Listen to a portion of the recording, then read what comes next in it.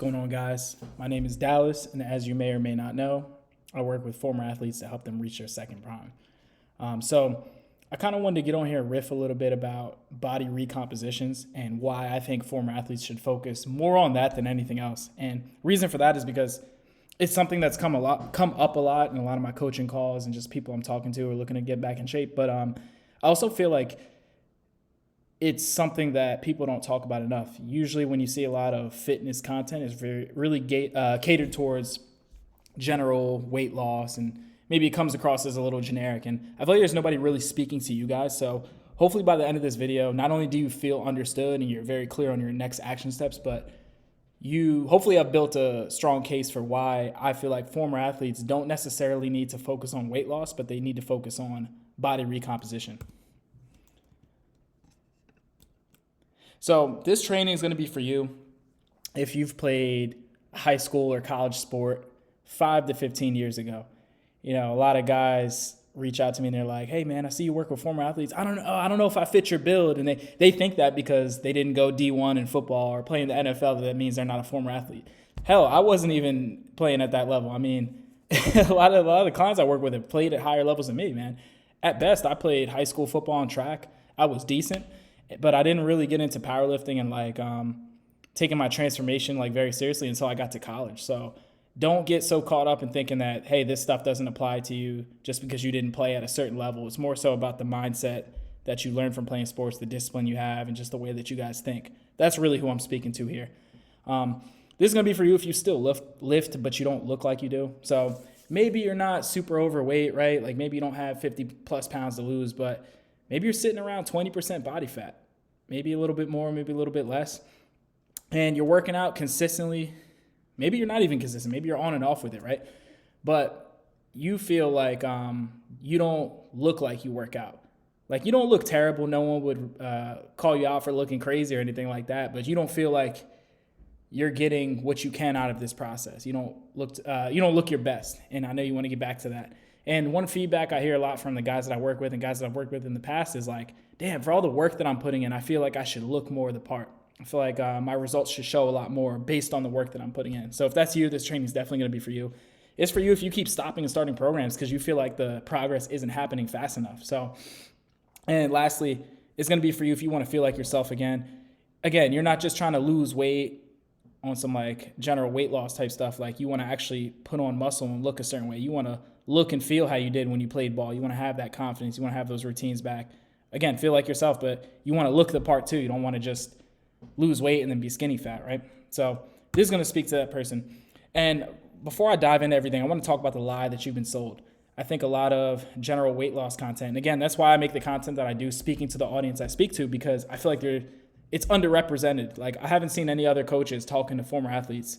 And if they are, maybe they're generic about it, right? You know, you could slap a label on anything, right? But I feel like there's nobody really speaking to what former athletes are going to, not only transitioning from sports to life in general, but mainly on the fitness side of things. And I think when you guys don't have a clear direction of who to listen to in this space, you tend to get caught up in all the general weight loss advice.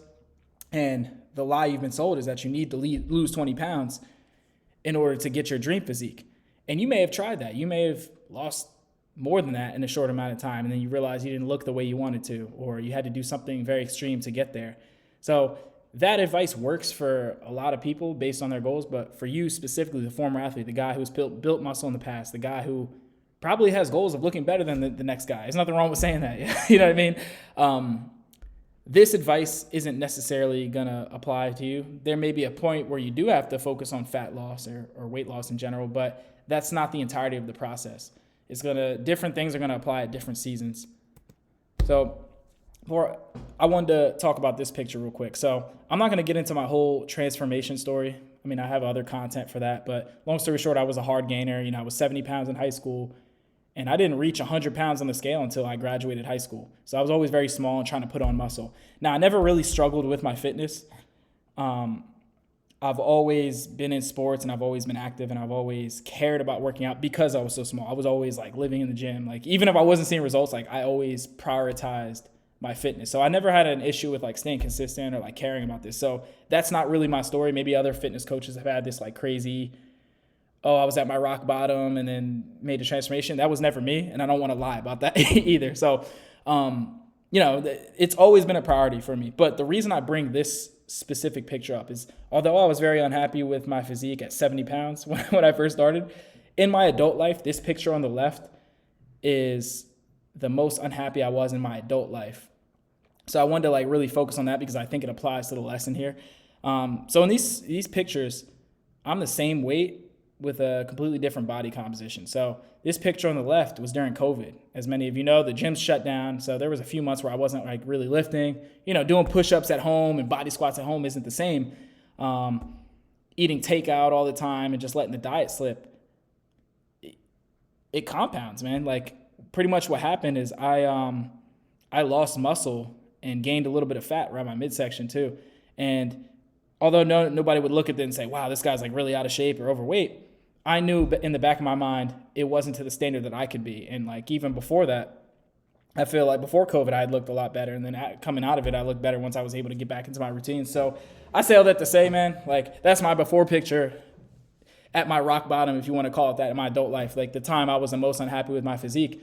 And I even include that little tidbit because I know maybe you guys feel the same way, right? Like, again, it's not enough. Maybe you feel like you're out of shape, but everyone around you be like, oh man, you look fine. It is what it is. Like you look great.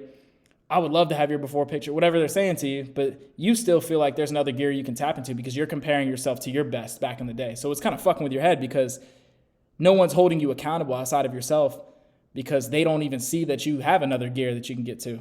But you're looking at it like, yeah, but I know I could do better. Like people around me are just kind of agreeing with me. They're being yes, man. Like I need somebody to really push me, right? So I figured you'd be able to relate to that. But this picture on the right, I'm actually the same exact body weight. So I'm 165 pounds in both pictures, but because I was able to get back in the gym and keep my protein high and really focus on my nutrition and my recovery and everything right, it didn't take long. And I rebuilt a lot of the old muscle that I lost. So as you can see, I'm a little bigger, but also a little leaner. So I lost some fat around the midsection too. Same exact body weight, same exact body weight, different body composition. So I say all that to say, weight isn't the variable we want to optimize for.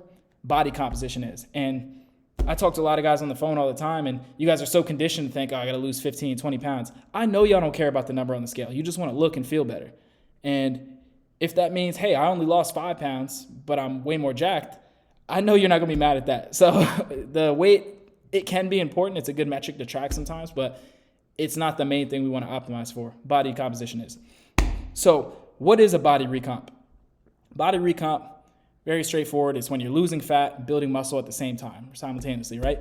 It's not the only time that could happen. Like there's times where maybe if you lost fat, but you didn't build muscle, but you kept all the muscle, you didn't lose any. I consider that a body recomp because your body fat percentage probably went down, right? And the ratio of muscle to fat changed in a positive way, more towards your goals. And the inverse can also be true. If you build a lot of muscle without putting too much fat on or putting no fat on, I would consider that a body recomp too, just because, again, your body composition changed for the better. It doesn't have to be this thing of like losing fat, building muscle all the time because simultaneously, because that's not always realistic for most people. And most people will say it's impossible. And there's times where we're going to have to lean a little bit more towards one direction or the other. Like we may have to enter a fat loss phase or we have to enter a muscle building phase, but the goal is still the same. It's always to recomp, always improve your ratio of muscle to fat over time, no matter how long it takes. So doing both at the same time, most people will say is impossible. And in most cases, they're right. You know what I mean? Because most people don't have the discipline to stick to a plan consistently, and they're going to drink alcohol and they're going to do all the things. And they also don't have the background. They don't train hard. Like all the variables that would matter for a recomp, they don't max those out. So for most people, they're right. For former athletes, however, I would say they're wrong. I think there's a few distinct advantages that you have over most people, which is why generic weight loss content will not resonate with you. It's not going to apply to you because you don't have those goals and you're different people. So for former athletes, I would say they're wrong. You guys have some advantages. Not only are you guys more disciplined in the sense of like, you guys know what it's like to be in the weight room. You guys know what healthy eating looks like. So you guys have all the habits back in there somewhere. It may have been years since you've done it, but at least you know what it looks like. So for you to do it again shouldn't be as tough as somebody just starting out who's never lifted a weight before. You know what I mean? It's a key distinction there. But the main thing I wanted to get into without diving too deep into the science is that your body remembers. Muscle memory is not some bro science thing. It's actually a thing for you guys. Without getting into the science, former athletes carry extra nuclei from myonuclei from past training. So when you build muscle and then you lose it because you haven't trained in a while, you don't actually lose the number of muscle cells in your body. They just shrink, they get smaller. And when you train again, they blow back up, which is why you've noticed maybe you've had an injury where maybe you tore your ACL and one of your legs got smaller in a few months because you weren't able to train it because you're recovering. Atrophy sets in. Well, you may notice that when you started training that leg again, it caught up to the bigger leg pretty quickly. It didn't take as long as the first time it took to build that muscle. So that's why hypertrophy, growing of the cells. So that's why, like, a lot of guys I work with, man, they're often surprised by how fast they build muscle. And it's like, yeah, because you never really lost it. They just got smaller. So your body remembers. So I say all that to say you're not a beginner. And that's why I want to make this distinction, because a lot of programs that you enter, a lot of coaches you listen to, because they deal with like Gen Pop fat loss, like, which is fine, but it's just not who you are and it's not what you're going to be able to relate to. So don't let these people tell you that you're a beginner, because you're not. Why fast weight loss is going to fail you? No, this is a mistake a lot of people make because they don't have somebody speaking directly to where they are. So they fall into the notion that, oh, maybe that beginner advice does apply to me. Maybe I am just a regular Joe Schmo and I need to like do the fast weight loss. I need to drop the 30 pounds before vacation in 3 months. Like, yo, if you're trying to lose 30 pounds in 3 months, this is probably not the training for you. I'm not the guy for you. That's not what I help people do. And I don't think that's what you want to do. Well, if it is, so be it. But based on the conversations I have with former athletes, y'all don't really care about that. Y'all just want to improve your body fat to muscle mass composition. So fast weight loss is going to fail you because I'll give you an example. I worked with a guy, Nico. I'll show his before and after a little bit later. So he was a D1 football player, played at Townsend, and when he reached out to me because he saw me on his algorithm, because I'm speaking directly to former athletes. So I think he resonated with the content. He's like, yo, man, whatever you have, like, I want to hear about it, and maybe you can help me get in shape. So we get on a discovery call. We go over like what's working, what's not, what he's struggling with. And one of the things that stood out was nutrition. He said he struggled with nutrition, like knowing what to eat or knowing how to eat as a former athlete. And I thought it was very interesting because I'm thinking this guy's D1 football player. He's got every nutritionist accessible to him. He's got all the food he needs accessible to him, whatever the case is. But he didn't have the education. He didn't know how to eat. And he's Italian, so he thought he had to cut out bread and pasta, and he had to cut out carbs and do this rapid weight loss thing, because that's what the content was telling him. Because he never learned himself what it took. So he's listening to all the generic stuff out there. And eventually I got him to think a little bit differently about his nutrition, and now he was able to incorporate pasta and carbs and all the things he wanted to have, and he was able to lose 30 pounds in a very short amount of time and build muscle in the process because he was eating those carbs. So I would say for former athletes and your goals, the reason fat loss is one of the main reasons fat loss is going to fail you, fast fat loss is going to fail you, is because if you do this too fast, like you cut an entire food group out, like Nico did at first, you cut your carbs out, or you go too low with your calories, you're going to lose the muscle that you're trying to rebuild. And then you're going to lose the weight, and you're going to wonder why you don't like the way you look in the mirror. You're going to look skinny fat. And maybe that's happened before, where you've lost 30, 40 pounds and you hated the way you look. People are accusing you of being sick instead of giving you compliments. And that feels shitty, because it's like, damn, I put in all this work for 4, 5, 6 months and I don't even like the way I look. I've had guys in my program right now where they did the whole rapid weight loss thing, and they had a number on the scale that they were trying to attack. Maybe it was 180. They get down to 180 and they hate the way they look because they didn't do it the right way. They did it too fast. They didn't incorporate strength training. They only did cardio, and now they're skinny fat. And then when I work with them now, funny enough, they could be 20, 30 pounds heavier, but they like the way they look better because they have more muscle in their frame. So again, number one, you don't want to do fat weight loss because you don't want to lose the muscle you're trying to rebuild. Number two, you destroy the metabolic engine you used to have. And when I say that, I don't mean that as some like bro science buzzword. Like, I actually mean the metabolic engine. The muscle is the metabolic engine. The you may or may not know this, but it's like the more muscle you have on your frame, the more calories it takes to upkeep that physique, right? So because you have more muscle on your frame, you're able to eat more calories and burn fat, or get away with eating more and stay lean. So that's why I have guys in my program. It's like maybe we enter a fat loss phase and we're in a calorie deficit to get them to their first fat loss milestone. But once they're lean enough and we start moving the other direction, we really focus on building muscle, they're able to eat more calories than they ever have while also not putting the fat back on. So they're able to not only lose the fat, but keep it off. Number 3, you end up skinny fat, lightweight, soft body. I kind of talked about that. And then number 4, you regain the weight. If you do this fast weight loss thing that most of these guys are pushing, even if you hop on a GLP-1, right? Like you hop on Ozempic, yeah, it'll suppress your appetite and you'll lose the weight fast. But because you're not doing the things to build muscle, because you can't eat enough calories to do that, you're going to regain the weight as soon as you hop off the peptides, right? So you lose the weight too fast, you're probably going to and maybe this has happened before, where you lost the weight really fast and you put it back on just as fast because you didn't build the muscle necessary to make sure that you can keep it off over time. And 5, I already talked about, you do the fast weight loss thing, the scale's going to drop, but the mirror is going to get worse. So like, yes, I'm hitting the number that I wanted to hit, but I don't like the physique that goes with it because I did things too fast. I didn't do it slow and steady. I didn't do it the right way. I cut my calories too much. I cut out the strength training. I barely have any energy. So I say all this to say this is the cycle, man. I've seen this thing happen 100 times. You know what I mean? It's not you, it's the approach. And again, because nobody's speaking to you guys specifically about this and how to adjust your fitness based on your goals and your lifestyle as a former athlete, it's easy to fall victim to I shouldn't say fall victim. It's easy to listen to a lot of the generic advice out there because it's like, all right, what else is out there? But that's that. What I want to introduce is the second prime framework. So 5 pillars or five steps here. Number 1 is nutrition. And we want to eat primarily for fat loss.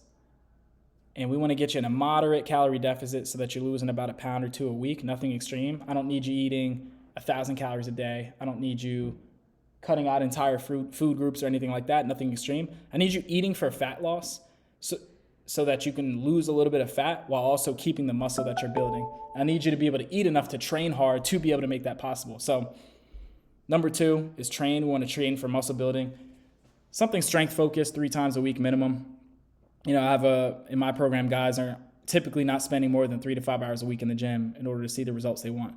So we want to train for this because, again, I have guys I've talked to guys or worked with guys who was like, they only did cardio, which is fine. Cardio is great for you, but because they didn't have the foundation of strength training, they lost the weight and they lost the muscle along with it.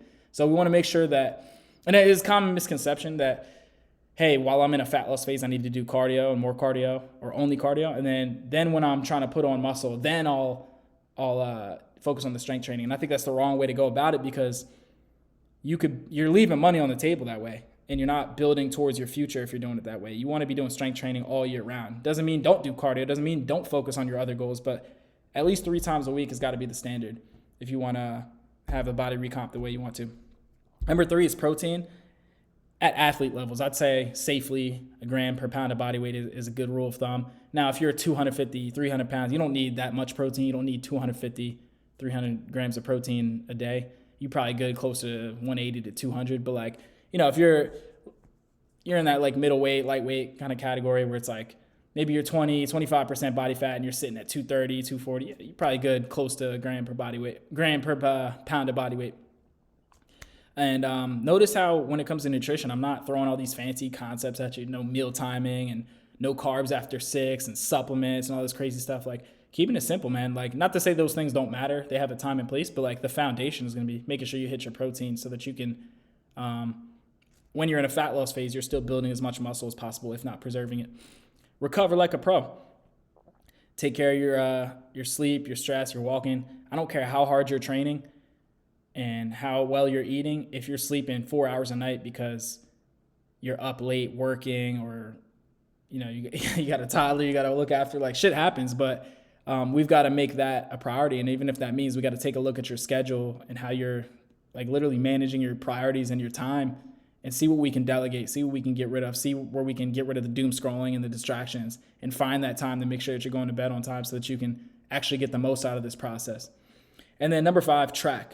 We're not just tracking the scale, we're tracking what matters. And I'm not saying the scale isn't important, but it's not the end all be all, right? Like, we want to make sure that we're tracking your food as if it were a budget. If you were trying to save money for a house, it wouldn't be crazy for you to track your spending and your finances. You're on a budget. You got to make sure that you have enough for your down payment. You want to make sure your credit score is good so that you don't get rejected for your loan, right? Same thing with the nutrition. We want to make sure that we're tracking what we eat. We want to track our PRs in the gym.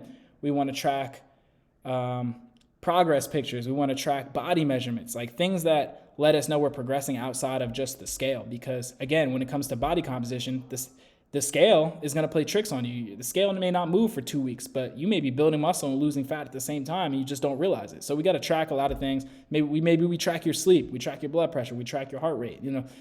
Just depending on your goals, we want to track metrics that are important based on that. So I think big mistake people make is like tracking the wrong stuff or tracking stuff that's not important or not tracking the right things. And that causes them to psych themselves out and think they're not seeing progress when they are. And that's why they're in this stop and start cycle. So I kind of went over this already. Track these, not the scale. I'm not saying don't track the scale, but track the scale and don't put too much stock on it because these things are important too.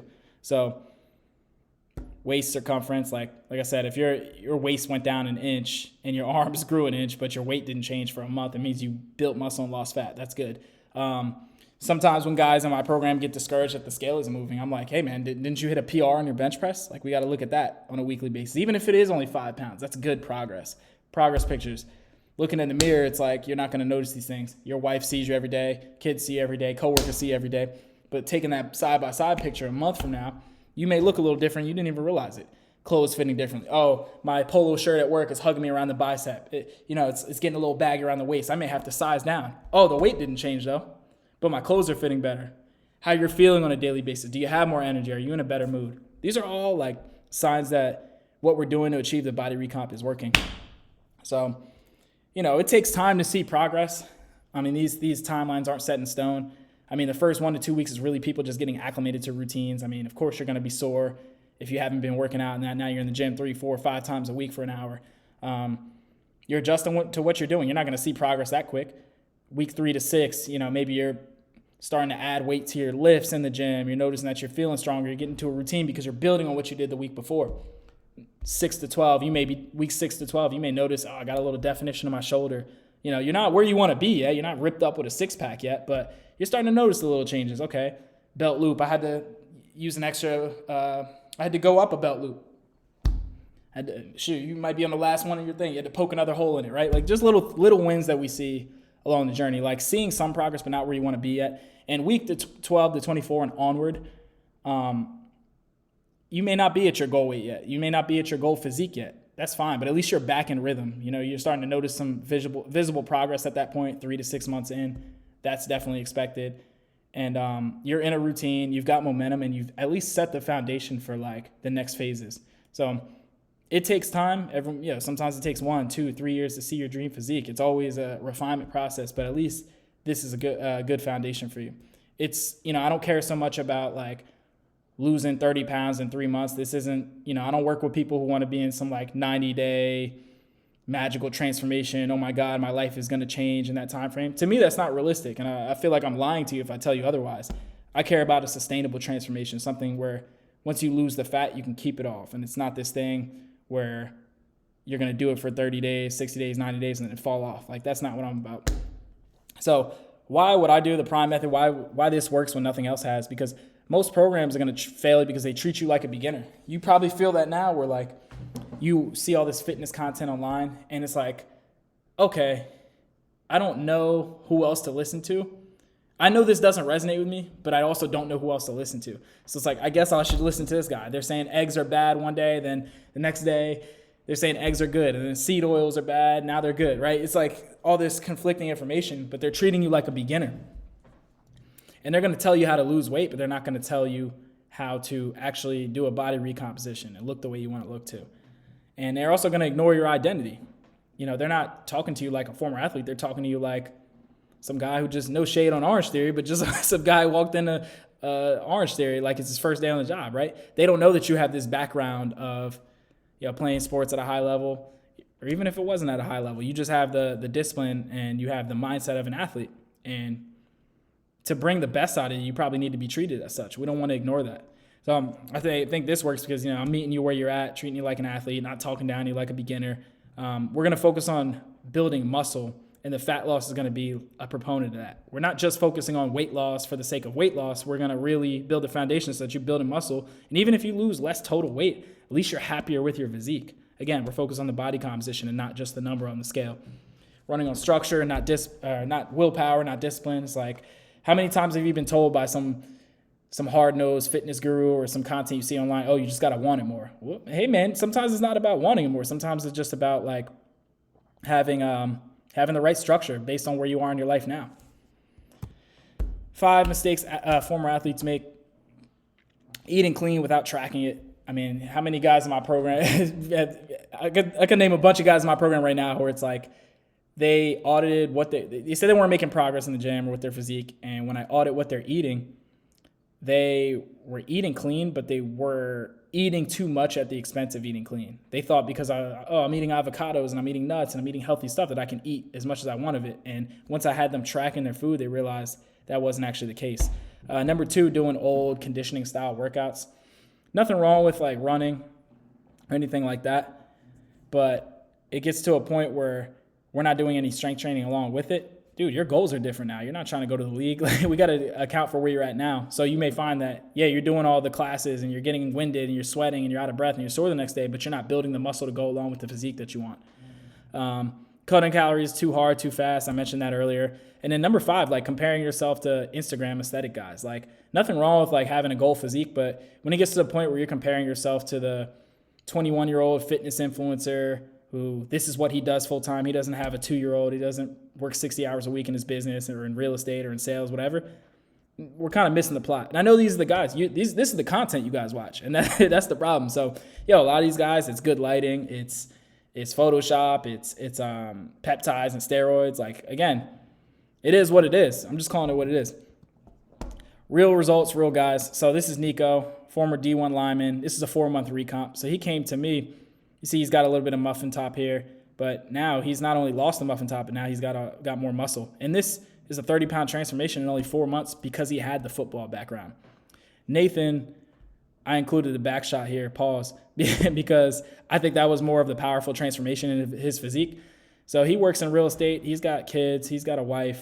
And he came to me more on like the mental health tip. Like, I feel like he's not overweight. You can see that, but it's like, I want my mental health to be good. I feel better about myself. I feel like I feel happier when I'm in some type of fitness routine. So we got him in gear, and he was able to see a crazy transformation in only 6 months' time. And it's probably only like a 5-pound difference for him. And then CJ, I don't even think CJ played sports growing up. I think he just came to me as a referral from another guy that I worked with, and he was happy with his results. So he wanted to work with me. But the reason I included him here, and it's like, this is a 1-year recomp. The reason I included him here is because he became the athlete after what we did. Now he's into cycling. Now he's training for a half marathon. Like, he's just become a fit person. Like, his identity changed around this. When on the left, he wasn't that guy at all. So, I kind of went on this. If any of this resonated with you, I would say let's book a 15-minute call to talk. However you're getting access to this training, if it's Facebook or Instagram DM, just DM me the word prime and I'll know what you mean. And again, no pitch. I'm just going to kind of see where you're at, learn about your goals, learn about your struggles, learn about your situation. And I would say if it makes sense, we'll book in a longer conversation to come up with a complete game plan for you and customize it for you. But if not, man, you walk away with clarity either way. It's not like you have to feel pressure to work with me. And it's like, if it's not the right fit, not the right time for you, I could send you some free resources, give you some homework to do. I may not be the right fit for you. I'll set you up with another coach that I know. I got a big network of other fitness coaches who do similar things as me. And either way, we'll make sure you're taken care of. So if this resonates, share it with a friend. DM me Prime if you'd like to have a conversation. And hopefully you gain some clarity from this.